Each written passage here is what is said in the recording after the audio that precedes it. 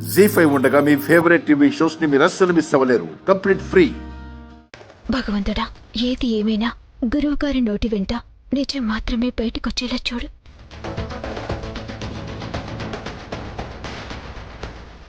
నమస్కారం గురుగారు.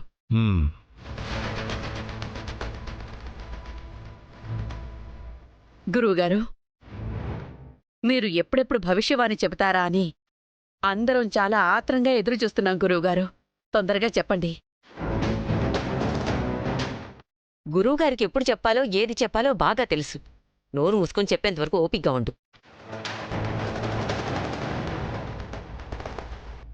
వాళ్ళ గురించి తెలుసుకోవాలని తొందరపడుతున్నట్టున్నారు బామ్మ. తొందరెందుకు వాలి? తెలిసి చేసినవి తెలియక చేసినవి అన్నీ బయటపడతాయి. గురువుగారు అందుకే వచ్చారు. ఏంట్రా బయటపడేది? ఆయన వచ్చింది ఆయనకి తోచింది చెప్పడానికి కాదు, మేము రాసిన స్క్రిప్ట్ చదవడానికి వచ్చాడు. ఈ ఇంట్లో ఎప్పుడు ఏం జరుగుతుందో అన్న భయంతో రాజగురు ఏదైనా పరిహారం చెప్తారన్న ఆశతో అడుగుతున్నాం లక్కీ. దానిలో కూడా ఎందుకు అనుమానాలు అపార్థాలు వెతుకుతావు? గురువుగారు, మీరు భవిష్యవాణి ఏంటో చెప్పండి. మీకు కావాల్సింది స్వామీజీ చెప్పరు స్వాహ. ఈ ఇంటికి ఏది అవసరమో, ఏం చేస్తే మంచి జరుగుతుందో అది మాత్రమే చెప్తారు. అదే చెప్పమంటున్నావు అత్తయ్యా. అమ్మ ఇటుంది. ఎటుంటే ఏంటి? నాకు కళ్ళు కనిపించడం లేదు. ఇదంతా ఎందువల్ల జరుగుతోంది? మళ్ళీ నాకు కళ్ళు ఎప్పుడు వస్తాయి? అన్నీ చెప్పండి గురువుగారు.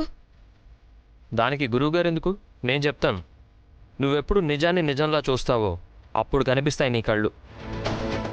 ఏదో తప్పులు చేయడమే మా పని అన్నట్టు మాట్లాడుతున్నారు. అసలు ఇవన్నీ ఎందుకు జరుగుతున్నాయో గురువుగారిని చెప్పమనండి, అప్పుడు అర్థమవుతుంది. తొందరగా చెప్పండి గురువుగారు. గురువుగారు ఇటున్నారు. అసలు ఎందుకు మీరంత తొందరపడుతున్నారు? ఏమైంది మీకు? నా బిడ్డ బతుకొని చిదిమేయాలన్న మాట గురువుగారి నోటి వెంట వస్తుందని ఆశపడుతున్నారత్తయ్య. మీరు కోరుకునేది అదే కదా. కాని ఆ భగవంతుడి నిర్ణయం ఒకటుంటుంది. దాన్ని దాటి ఎవ్వరూ ఏమీ చేయలేరని గుర్తుపెట్టుకోండి.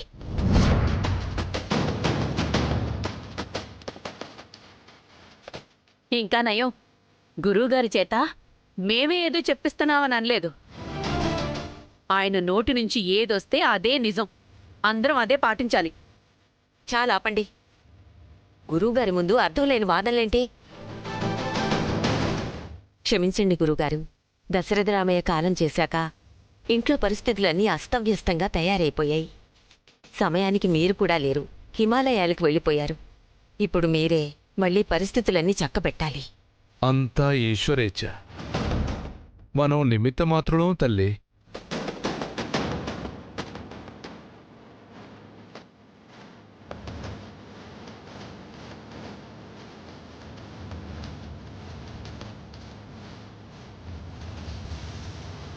ఏంటి చంపుతావా? చంపు.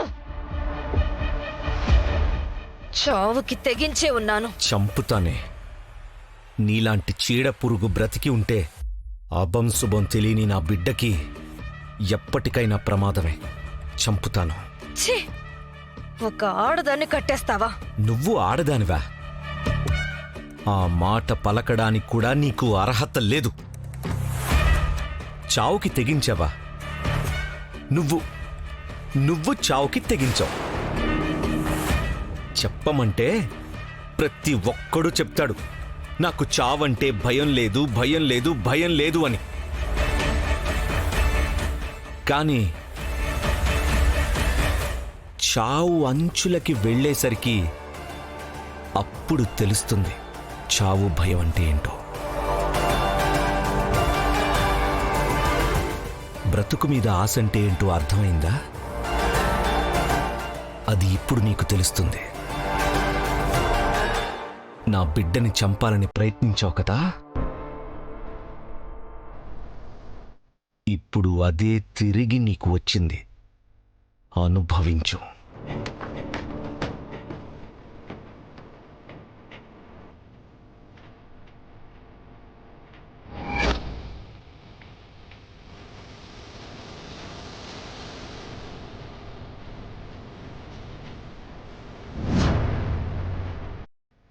దేవాంశ్ ఏం చేస్తున్నావు?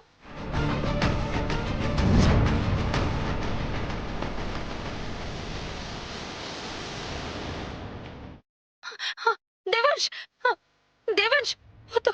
ఏం చేస్తున్నావు దేవాంశ్? దేవాంశ్ దేవాంశ్ దేవాంశ్ వద్దు. దేవాంశ్ దేవాంశ్ వద్దు.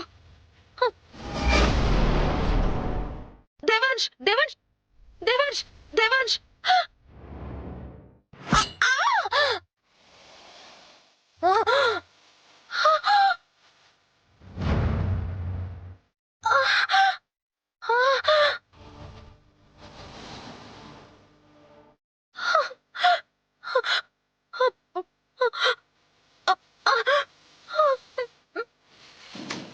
నీ చావు చూస్తాను.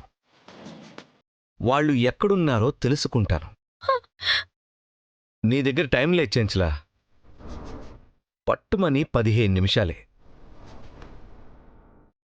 ఆ తర్వాత బతుకుండవు. బతకాలి అనే ఆశ ఉంటే వాళ్ళెక్కడున్నారో చెప్పు. టైం ఎక్కువ లేదు చెంచలా, నీకు నాకు. చెప్పను. చేస్తాను కానీ చెప్పను. అక్కడ రాజగురువు నీ బిడ్డ బతుకు గురించి చెప్పే వరకు నేను బ్రతికే ఉంటా.